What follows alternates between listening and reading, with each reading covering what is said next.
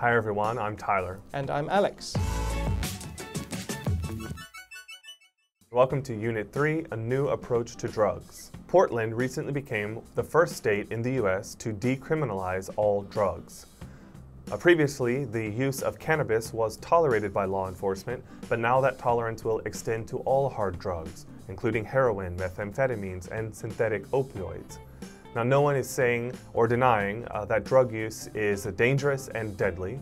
However, many say that just punishing users is not the answer. Decriminalize. Decriminalize. Synthetic opioid. Synthetic opioid. Now we must note that decriminalization does not equal legalization. Authorities will still arrest anyone suspected of drug use, and anyone found with small amounts of drugs will be issued a fine. That fine can be waived if they sign an agreement to take counseling and receive a medical check. This is a far cry from traditional legislation which focuses on long-term prison sentences for simple possession charges.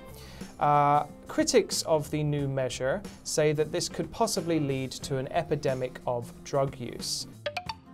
A far cry from. A far cry from. Prison may not be a pleasant place to be, but it can provide a place for people to get clean and sober and think about their lives in the future. Clean and sober.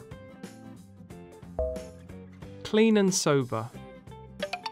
Do you know anything about the state of Portland? Portland is home to the Portland Trail Blazers, who won the NBA title in 1977. Their star player was Bill Walton, who was one of the best passing big men of his time. Wow. These days, their best player is Damian Lillard, who is a really good point guard who can shoot the ball from about 40 yards away with ease.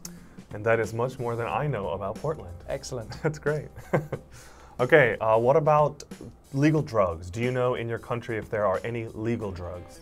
I mean, you know, there's over-the-counter drugs, but if we're talking about hard drugs, drugs that are traditionally associated with criminality, the last thing I heard was that cannabis had been upgraded from a Class C drug to a Class B drug about 20 years ago. And to my knowledge, that has not changed. What does that mean? It means it's a more serious drug. So Class C is like least serious but still criminal, and then you have Class B and Class A, and Class A is stuff like heroin and cocaine and that kind of stuff. That'll do it for the preview. We'll see you guys back for the review. Bye-bye.